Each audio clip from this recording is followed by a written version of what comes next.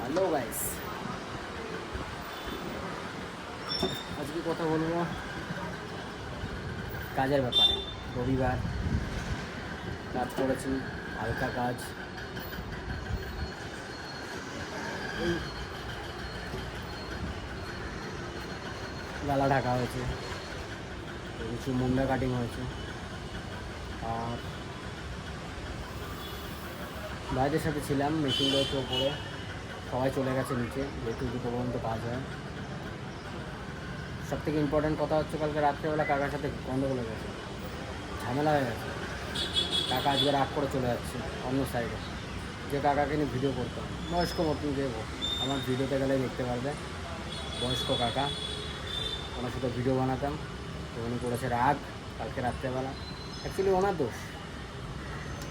রান্নাবান্না তাড়াতাড়ি হয়ে গেছে, 8টার মধ্যে সবাই খেয়ে নিয়েছি, 9টার মধ্যে। উনি খাবে 10টার সময়। তাহলে কী করে হয়? উনি যদি 10টার সময় খায়,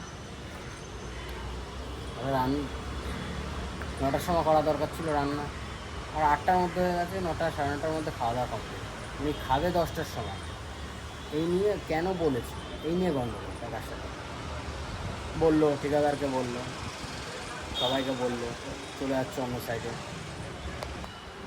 দেখলাম নিচে, ওপর থেকে বিল্ডিং থেকে দেখলাম যে নিচে আরেকজন ওনার ব্যাগ ধরে রয়েছে। তো ব্যাগ নিয়ে যাচ্ছে, উনি ওনার সামান নিয়ে যাচ্ছে। বোর্ড ছিল, ইলেকট্রিক বোর্ড ছিল। মেন টেনশন হচ্ছে, ওনার একটা ইলেকট্রিক বোর্ড ছিল, বোর্ডটা ভালো ছিল, অনেকগুলো চার্জার একসাথে অ্যাডাপ্ট করা যেত, যার কারণে ফোনে চার্জের সমস্যা হতো না। উনি ওটা নিয়ে গেছে। তো যাই হোক, বলে না, ওপরওয়ালা যখন দেয় তখন থালা ভরে দেয়, আবার যখন নেয় থালা শূন্য করে দেয়। তো ওনার সামান উনি নিয়ে গেছে, সমস্যা নেই।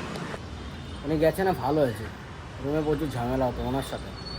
আর বলো না, লোক ভালো ছিল, কিন্তু মদ খাওয়ার পর তার কেটে গেল।